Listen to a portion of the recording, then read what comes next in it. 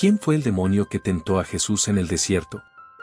Antes de sumergirte en esta historia, suscríbete y activa la campanita. Tu clic impulsa este mensaje de fe y sabiduría hasta los rincones donde más se necesita. Gracias por ser parte. El viento del desierto silba como una sierra invisible que corta la piel. El sol cae a plomo, pintando el horizonte de bruma ardiente. No hay voces, ni sombra, ni agua, solo un silencio tan denso que parece pesar sobre el pecho. En medio de esa nada abrasadora, una figura avanza despacio, polvo en las sandalias, sudor en la frente, mirada fija en el infinito, como si cada grano de arena fuera un segundo de la eternidad que está a punto de romperse. El Jordán ha quedado atrás, y con él la multitud que presenció asombrada como el cielo se rasgaba en una luz fulgurante cuando Juan sumergió al Nazareno en el agua. Aquella voz celestial, «Este es mi Hijo amado, en quien me complazco», resuena todavía en la memoria de Jesús, pero ahora se ve ahogada por el sordo rugido de un desierto que parece no terminar. El Espíritu lo ha guiado hasta aquí, no para coronarlo, sino para despojarlo, no para rodearlo de aplausos, sino para que escuche el susurro más antiguo de la historia humana, la tentación. 40 días y 40 noches. El número evoca el diluvio que purgó la tierra, los años de Israel errante bajo un sol implacable, la estadía de Moisés en el Sinaí y el largo éxodo de Elías hacia el Horeb. 40 como signo de prueba y de parto, el tiempo que necesita algo nuevo para nacer. Pero antes de que nazca la misión pública del Mesías, Jesús debe bajar a lo más hondo de su humanidad, hambre que retuerce las entrañas, labios resquebrajados que sangran al romperse, noches en las que el frío muerde los huesos y el cielo estrellado no ofrece consuelo alguno. El desierto judeano, situado al este de Jerusalén, no es un mar de dunas romántico, es una sucesión de gargantas pedregosas y colinas peladas donde la vida se oculta en grietas y la línea entre el cielo y la tierra se vuelve difusa. Aquí los beduinos dicen que los ecos pueden engañar al oído y que, en ciertas horas, los demonios hablan en voz baja.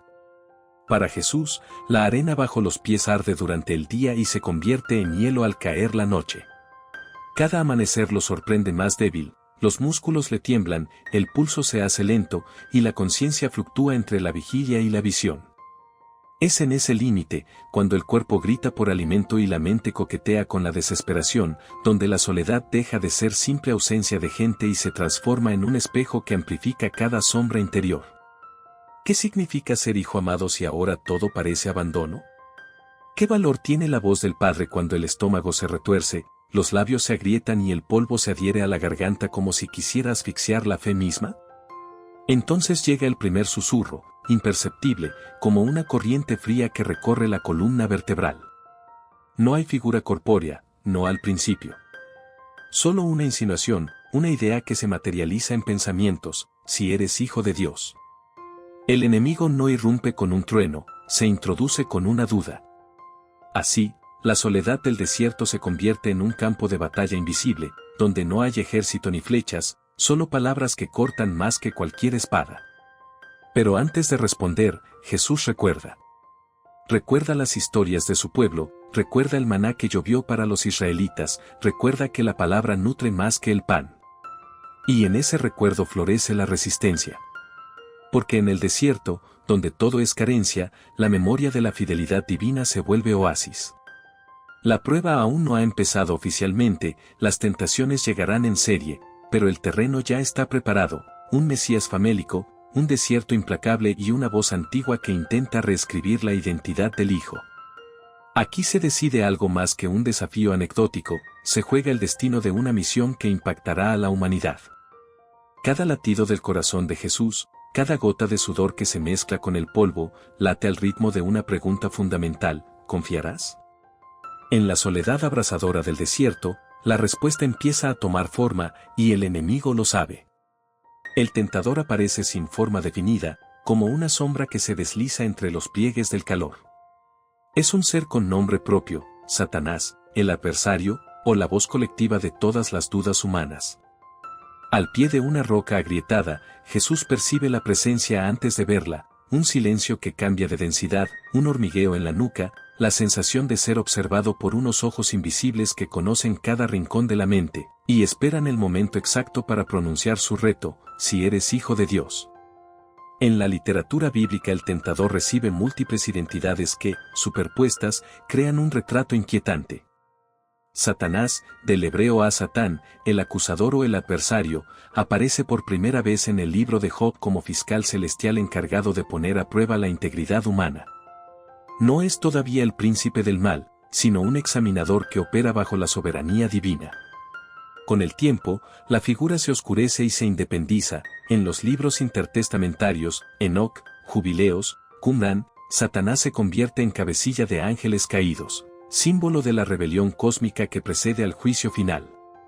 En griego, los evangelios sinópticos alternan diabolos, el que divide, el calumniador, y Hoúponros, el maligno.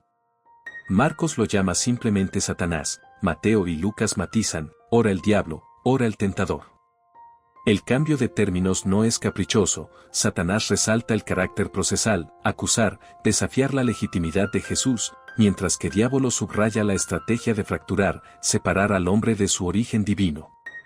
Pero la tradición cristiana popular fusionó estas capas con otra figura, Lucifer, literalmente portador de luz, tomado de Isaías 14, un oráculo contra el rey de Babilonia que vio en la caída del astro matutino una metáfora del orgullo derribado. Padres de la Iglesia como Orígenes y Jerónimo interpretaron ese texto como la prehistoria de Satanás, un querubín espléndido que, al pretender la gloria divina, fue arrojado al abismo. Así, Lucifer devino nombre propio de quien, paradójicamente, trae tiniebla. Algunos exégetas modernos plantean una cuarta vía, el símbolo. Según ellos, el relato de Mateo 4 y Lucas 4 dramatiza en forma narrativa la lucha interior de Jesús como verdadero hombre, hambre, ambición, ansia de reconocimiento.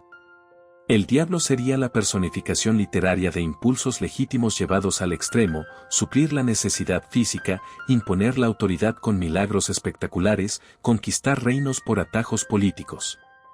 Bajo esta óptica, el adversario es real en la medida en que el deseo humano es real y puede desviar la vocación.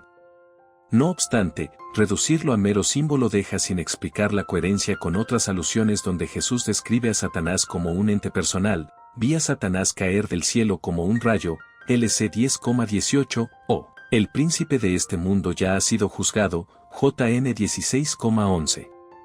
Además, la práctica exorcística del ministerio de Jesús apunta a un enemigo con voluntad y estrategia, no solo a metáforas psicológicas.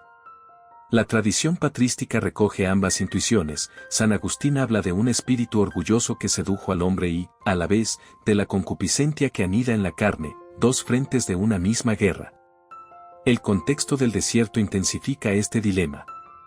Para Israel, el desierto era el lugar donde Dios hablaba al corazón, Os 2,16, pero también el hábitat de demonios, sátiros y chacales mencionados por Isaías. Al ubicar la tentación allí, los evangelios conectan la experiencia de Jesús con la travesía de Israel. El pueblo quejó su hambre, exigió prodigios y adoró ídolos dorados. Ahora el Mesías retoma la ruta para deshacer esos fracasos. La identidad del tentador importa no solo por curiosidad demonológica, sino porque revela qué historia se está reescribiendo, la de un Adán renovado frente a la serpiente, la de un Israel obediente frente a los nuevos dioses del poder, la gloria y la autosuficiencia. Testimonios extracanónicos ofrecen detalles pintorescos. El Evangelio apócrifo de Nicodemo retrata a Satanás como un príncipe desesperado que, tras fracasar en el desierto, trama la crucifixión para atrapar al Hijo de Dios en el inframundo. Los padres siríacos del siglo IV describen a Jesús burlándose del diablo con paradojas bíblicas. Pese a la fantasía añadida, se mantiene el hilo conductor. El tentador es un ser inteligente, humillado por la humildad de Cristo. ¿Cómo dialogan estas perspectivas? Una clave está en la dimensión relacional. Sea personal o simbólica, la tentación siempre interpone una oferta que distorsiona la relación con el Padre, demuestra, mereces, toma atajo. Jesús desmonta cada asalto citando Deuteronomio, recordando que el hombre vive de la palabra, que no probará a Dios y que solo al Señor se adorará. Quien sea este demonio, topa con una armadura hecha de filiación inquebrantable. Así, la pregunta ¿quién fue? Se transforma en qué significa, un adversario concreto o la cara oscura del deseo humano, un acusador externo o la suma de todas las voces internas que erosionan la confianza en Dios. Tal vez las dos cosas a la vez, porque la antigua teología hebrea jamás separó del todo lo espiritual de lo existencial. En la visión bíblica, el mal personal puede servirse de las grietas de la psicología, y la libertad del hombre participa en esa contienda. Cuando el tentador finalmente adopte forma, sea visible para Jesús o solo audible para los evangelistas, su primera estrategia será sembrar dudas sobre la identidad, si eres hijo. No cuestiona la existencia de Dios, cuestiona la filiación. Es el mismo ardid del Edén, con que Dios te dijo. La respuesta de Jesús, no solo de pan vive el hombre, ya apunta a la victoria, porque reafirma que su ser se sustenta en la palabra del Padre, no en la aprobación del adversario. En conclusión, el demonio del desierto porta muchos nombres y, quizá por eso mismo, sigue siendo un enemigo actual. Sea una entidad angélica caída o una máscara del ego desmedido, sus métodos persisten: inducir a usar el don para uno mismo, ostentar espiritualidad para buscar fama, negociar principios a cambio de poder. La identidad del tentador importa porque, al reconocer su rostro, podemos reconocer susurros similares en nuestras propias arenas interiores, y responder con la misma firmeza que Jesús. Las rocas del desierto parecen huesos gigantescos emergiendo de la arena, pálidos y duros como la propia escasez. Jesús se arrodilla, sus dedos tiemblan sobre una piedra ovalada cuya forma recuerda tenazmente a un pan recién horneado. El hambre no es ya un zumbido, es un rugido que le martilla las costillas, un tambor implacable que late en su cabeza. Entonces la voz irrumpe, suave y venenosa a la vez: si eres hijo de Dios, di que estas piedras se conviertan en pan. De pronto, la piedra pesa como una decisión, y el desierto contiene el aliento. Nada golpea con tanta ferocidad el instinto humano como la falta de alimento. El cuerpo, diseñado para la supervivencia, dispara cada alarma cuando el estómago se vacía más allá del límite. El tentador lo sabe, por eso ataca donde el dolor es más punzante, donde todo argumento lógico se nubla y el deseo de saciarse amenaza con eclipsar cualquier vocación superior. Convierte estas piedras.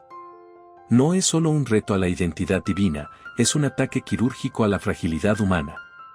Durante 40 días Jesús ha sostenido un ayuno total, eco del peregrinar de Israel y de la espera que precede a una revelación. El adversario propone un atajo: usar el poder mesiánico para resolver una necesidad legítima. No demanda un pecado grotesco ni un acto visible de idolatría, solo sugiere un gesto práctico, aparentemente inofensivo. ¿Acaso no ha multiplicado luego panes para la multitud? ¿Por qué negarse ahora, cuando el beneficiario sería él mismo? El diablo apunta al corazón del misterio: ¿para qué le ha sido otorgado el poder a Jesús? Si el Mesías ejerce su autoridad primero para sí, ninguna diferencia sustancial lo separará de los reyes de la tierra que anteponen su confort al bien del pueblo. Satisfacer su hambre transformando la piedra en pan implicaría redefinir su misión, de servidor obediente a mago autosuficiente. El pan dejaría de ser símbolo de comunión y se convertiría en trofeo de independencia. Pero Jesús responde con palabras antiguas, arraigadas en el Deuteronomio 8,3, no solo de pan vive el hombre, sino de toda palabra que sale de la boca de Dios. Este versículo remite al maná del desierto: Dios proveía pan celestial para Israel, recordando que la verdadera vida depende de la fidelidad del Padre, no de la astucia humana. Al citarlo, Jesús reconoce que el hambre es real, pero la obediencia lo es aún más. La voz que lo declaró, Hijo amado, en el Jordán es la misma que sustenta su identidad ahora, aunque sus entrañas se retuerzan. La escena desenmascara dos filosofías contrapuestas. Por un lado, el utilitarismo espiritual: si tienes poder, úsalo para tu ventaja inmediata, la ética puede esperar. Por otro, la confianza filial: el don sobrenatural jamás debe separarse del propósito divino, incluso cuando el costo sea físico y doloroso. Jesús revela, con su negativa, que el verdadero poder no consiste en alterar la realidad a capricho, sino en mantenerse fiel a la voluntad que confiere ese poder.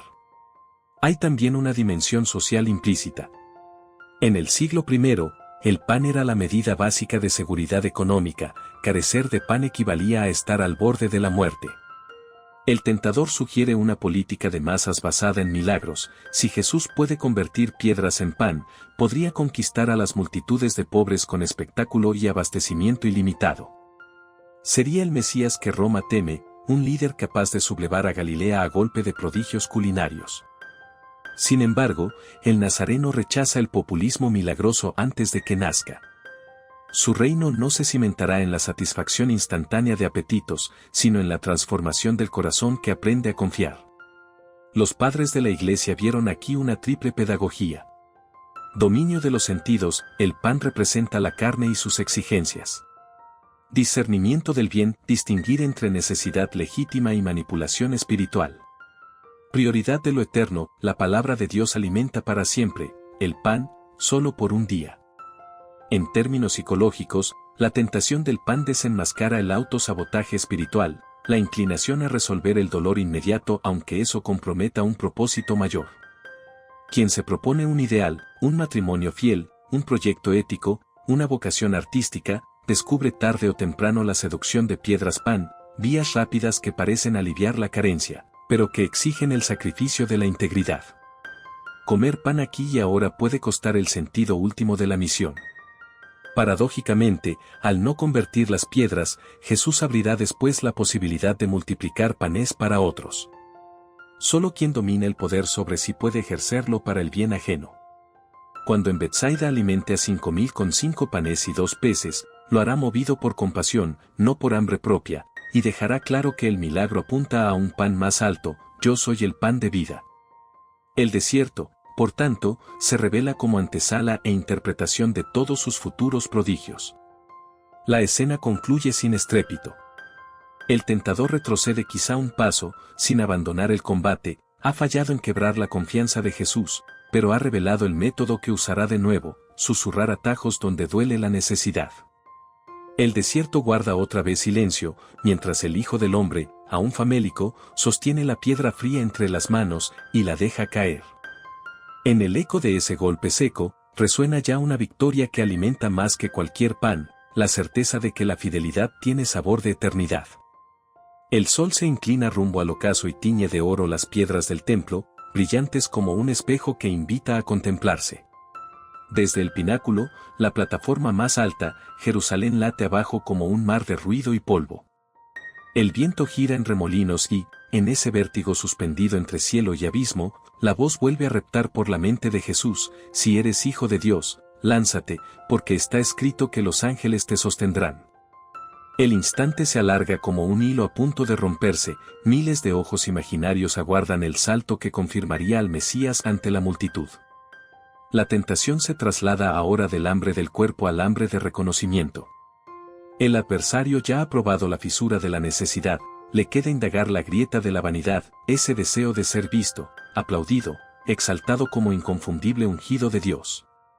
Quien gobierna la fama domina a la multitud, y la multitud, en tiempos de ocupación romana, anhela con ansiedad una señal rotunda de liberación. Bastaría un prodigio espectacular, algo que ningún rabino pudiera imitar, para que el rumor corriera como fuego en rastrojo: ha aparecido el profeta definitivo. La topografía juega a favor de la trampa. El pináculo, probablemente la esquina sudeste del recinto, donde el muro cae casi 50 metros hasta el torrente Cedrón, era célebre por la majestuosidad de su vista. Flavio Josefo relata que mirar desde allí producía un vértigo capaz de hacer temblar incluso al estómago más fuerte. Un salto desde ese lugar, detenido milagrosamente por escuadrones de ángeles, sería visible tanto desde los patios interiores como desde la explanada donde confluían peregrinos de todo el mundo. La hazaña se esparciría más rápido que cualquier decreto imperial. El tentador cita con precisión el Salmo 91, texto muy apreciado en la piedad judía por prometer protección frente a todo peligro. Manipula la escritura con sutileza, porque a sus ángeles mandará acerca de ti, que te guarden en todos tus caminos, en sus manos te llevarán, para que tu pie no tropiece en piedra. La promesa auténtica se convierte en pretexto para imponerle a Dios una exhibición. Se trata, en el fondo, de sustituir la confianza obediente por la magia controlada, obligar al cielo a responder, asegurarse de antemano el aplauso de la tierra. Jesús siente el golpe de viento que asciende desde el barranco y oye el latido acelerado de su propio corazón, un tambor que marca la urgencia de cada tentado cuando se presenta la posibilidad de la autopromoción. Más abajo, la vida cotidiana prosigue, mercaderes discuten precios, sacerdotes preparan el incienso vespertino, niños corretean entre columnas. Nadie imagina que, sobre sus cabezas, se libra un pulso que definirá si el Salvador conquistará las almas con un espectáculo o con el misterio humilde de la cruz. La respuesta de Jesús es breve, cortante como el filo de una azada. También está escrito: no tentarás al Señor tu Dios. Rebobina hasta Deuteronomio 6, donde Moisés recuerda al pueblo su error en Masá, exigir agua con arrogancia, poner a prueba al Señor como si fuese un ídolo al servicio de sus urgencias. Citar ese verso es rechazar la lógica de la fe circo. La fe verdadera nace del amor confiado y se alimenta de perseverancia, no de la adrenalina de los milagros vistosos. En esa negativa vibra un mensaje radical para todo discípulo: el camino del reino no se construye con demostraciones que humillen la incredulidad ajena, sino con gestos que inviten a la libertad interior. Convertir la religión en espectáculo produce admiración fugaz, pero engendra corazones dependientes de fuegos artificiales espirituales. La pedagogía de Dios es más lenta y más profunda, desvela la misericordia gota a gota, para que la adhesión nazca de dentro y no de un choque sensorial externo. El tentador no abandona la escena sin enturbiar primero el horizonte del pensamiento. Insinúa que aquello no sería temerario, sino una prueba de escritura cumplida, un acto de fe sofisticado. ¿Cuántas veces la soberbia se disfraza de piedad, cuánto delirio se perpetúa bajo capa de obediencia bíblica? El propio pueblo de Israel, poco después de recibir las tablas de la ley, fundió un becerro de oro con intenciones religiosas. El mal rara vez invita al sacrilegio abierto, prefiere parasitar la verdad, retorcerla hasta que sirva a la ambición. Jesús mira la piedra labrada del parapeto. Si se lanzara y los ángeles lo recogieran, se ahorraría meses de incomprensión, discusiones con fariseos, itinerancias polvorientas y, sobre todo, el escándalo final de la cruz. El éxito instantáneo está al alcance de un solo paso al vacío. Pero ese paso alteraría la trama eterna. Dios dejaría de ser Padre libre y amoroso para transformarse en un prestidigitador obligado a responderle cada vez que su hijo chasquease los dedos. Y el hijo, en lugar de imagen transparente de la misericordia, se convertiría en dueño manipulador de una gracia barata. Al rehusarse, Jesús preserva algo frágil: la libertad de Dios para actuar cuando y como quiera, la libertad del hombre para creer sin ver lo grandioso, la libertad del amor para madurar sin necesidad de reflectores. Descenderá del pináculo por la escalera común, se mezclará de nuevo con la gente que apenas lo nota y continuará su camino hacia aldeas anónimas. El gesto parece insignificante, pero es la base de una revolución espiritual: vivir según la verdad, aunque nadie aplauda, servir sin buscar tribunas, confiar sin exigir pruebas sensacionales. Cuando, más adelante, los soldados romanos y los líderes religiosos le exijan un signo espectacular: baja de la cruz y creeremos. La memoria de este momento resonará en la sangre que cae sobre el Gólgota. Habrá comprendido que no se salva al mundo con acrobacias, sino con la entrega silenciosa que germina desde dentro. El pináculo del templo quedó atrás, pero su lección perdura: la fama que nace del sensacionalismo es efímera, la gloria que brota de la fidelidad, eterna.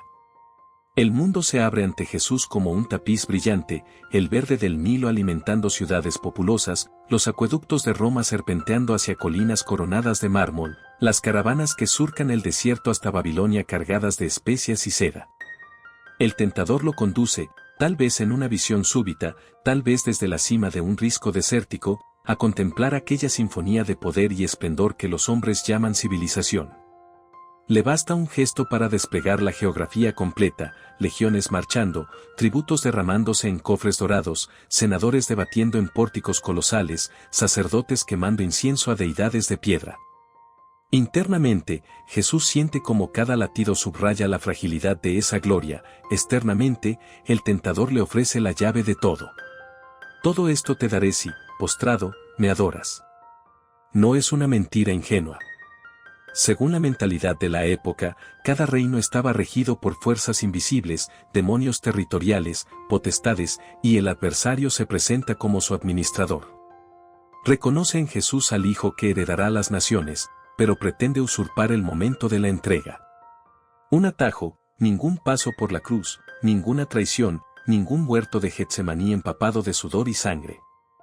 Solo un instante de rodillas, un acto que nadie presenciará salvo el viento y las dunas, y el gobierno del mundo pasará a manos del Mesías. Podría abrir almacenes de trigo para los pobres de Galilea, abolir impuestos abusivos, proclamar amnistías, reescribir la historia sin sufrimiento. El dilema fulgura como el reflejo del sol sobre la arena, salvar al hombre sin derramarse a sí mismo o salvarlo desde dentro de su dolor. El adversario sabe que ese deseo palpita en cada liberador auténtico, cambiar el sistema sin derribar la libertad, rehacer la justicia sin sacrificar la compasión. Pero la oferta contiene veneno. Adorar es reconocer la fuente de vida, inclinarse, en la lógica bíblica, equivale a ceder la autoridad del corazón. Un reino cimentado en semejante plegaria nacería con la raíz enferma. ¿Qué valdría un poder absoluto si se erige sobre la clausura de la relación filial con el Padre? La voz de Deuteronomio resuena entonces, viva y contundente, al Señor tu Dios adorarás y a Él solo servirás. Jesús la pronuncia con la misma firmeza con que un herrero golpea el metal candente, una sola frase que quiebra la columna vertebral de la tentación. Rehusar no es huir de la misión política de su mensaje, es redirigirla. El reino que Jesús anunciará no se expandirá mediante tributos ni ejércitos, sino desde el interior de las conciencias. El trono será una cruz y la corona, un manojo de espinas. Parecerá derrota, pero contendrá una libertad que ninguna legión puede sofocar, la libertad de amar incluso al enemigo. Donde el adversario propone dominio centralizado, Cristo elegirá la paradoja de la vulnerabilidad que se derrama en misericordia. Donde se le ofrece gloria que se acumula, Él preferirá la gloria que se reparte como pan multiplicado, como vino derramado, como palabras que encienden a pescadores y recaudadores hasta los confines del imperio. Tras el no de Jesús, el paisaje enmudecido del desierto recupera su color terroso, las columnas de Roma y los jardines colgantes se disuelven como humo. El tentador se retira, derrotado por una decisión invisible a ojos humanos pero decisiva para la historia. A primera vista, nada cambia, el imperio sigue dominando, los herodianos continúan conspirando, los labriegos de Nazaret emprenden otra jornada bajo el sol. Sin embargo, en el corazón del mundo ha ocurrido un quiebre, el poder absoluto ha sido redefinido como servicio absoluto y la gloria auténtica ha quedado ligada para siempre a la obediencia que no se vende. En los años que siguen, Jesús entrará en la ciudad santa montado en un pollino en vez de un corcel. Celebrará la Pascua lavando los pies de sus discípulos en vez de recibir honores. Atravesará la injusticia del Sanedrín y el cinismo de Pilato sin recurrir al trueno de 12 legiones de ángeles. Cuando muera, la inscripción irónica, Rey de los Judíos, proclamará sin querer la verdad que el desierto ya había sellado. Su realeza no nace de un pacto con las tinieblas, sino del don radical de sí mismo. Y cuando resucite, el saludo será, paz, no, tributo. Así, la tentación de los reinos queda desenmascarada, quien pretenda transformarlos desde fuera terminará esclavo del mismo juego que dice combatir, quien los transforma desde dentro, conservando la adoración dirigida solo a Dios, los libera para siempre. Cuando el polvo del desierto se asienta y el tentador se marcha, la escena parece acabar ahí, confinada a un horizonte pedregoso de la Judea del siglo I. Sin embargo, en la vida cotidiana de todo cristiano, y, muy especialmente, en la de quien escucha estas historias buscando fe y consuelo, el eco de aquellas tentaciones sigue vibrando con la misma fuerza. La prueba del pan, la del pináculo y la de los reinos no son relicarios de un pasado lejano, son espejos que nos devuelven preguntas actuales. ¿Cómo respondo yo a la urgencia de mis necesidades, al deseo de reconocimiento y a la seducción del poder? Y, sobre todo, ¿qué rostro de Dios revelan mis elecciones cuando el hambre aprieta, cuando la crítica hiere, cuando un atajo ilícito promete resultados inmediatos? La primera lección es que la identidad precede a la acción. Jesús pudo resistir porque sabía quién era, hijo amado antes de sentir el filo del ayuno, antes de enfrentar la soledad, antes de considerar cualquier estrategia de éxito relámpago.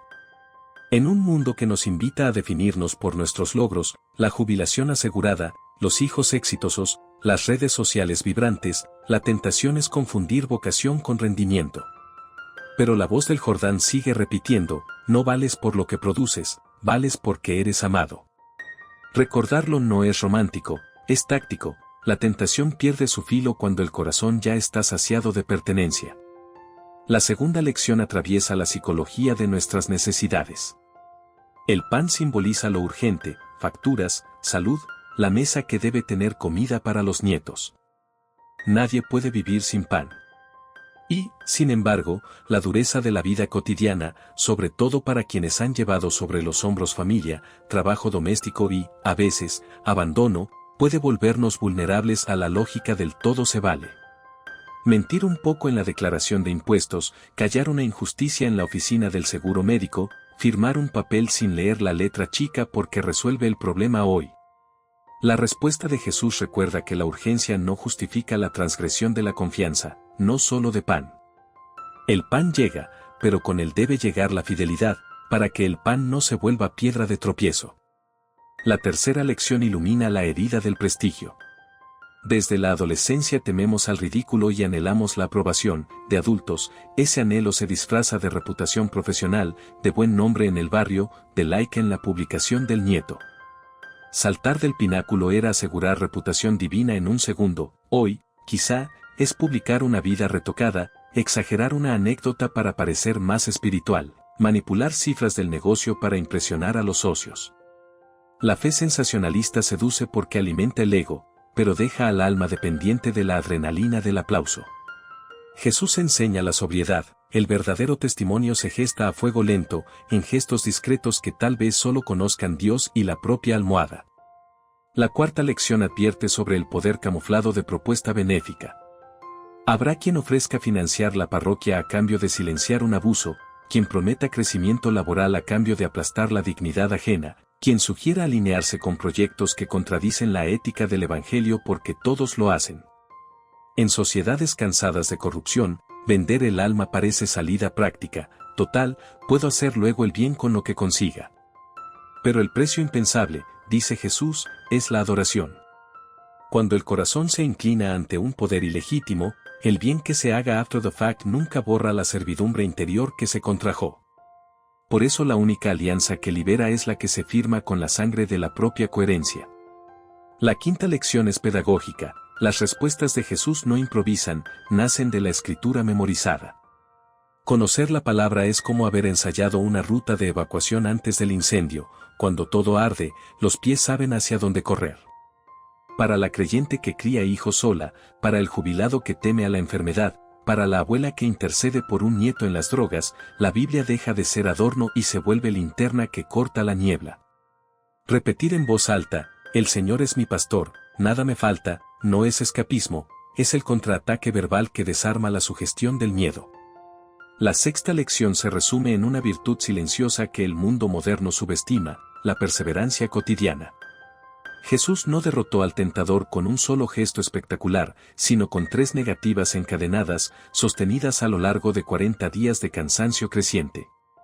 Así también la madre que reza por su hijo preso, la esposa que cuida al marido con Alzheimer, el voluntario que reparte sopa cada martes, todos ejercen una fidelidad de pasitos cortos, a menudo invisibles, pero capaces de reescribir historias enteras. El diablo retrocede ante la terquedad del bien hecho en secreto. Finalmente, la escena del desierto nos regala una certeza consoladora, la tentación tiene límite. El diablo lo dejó por un tiempo, dice el Evangelio. El asalto no es eterno, la gracia acompaña y sostiene incluso cuando no se siente. Y al otro lado del desierto esperan ángeles que sirven, caminos que se abren y una misión que florece.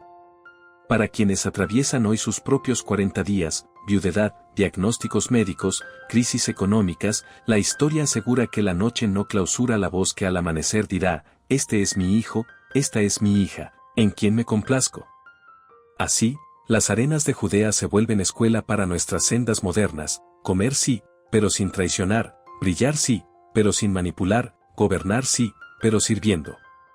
Y cada vez que la tentación murmure un atajo, la respuesta puede repetir la cadencia del Maestro, al Señor tu Dios adorarás, y Él bastará.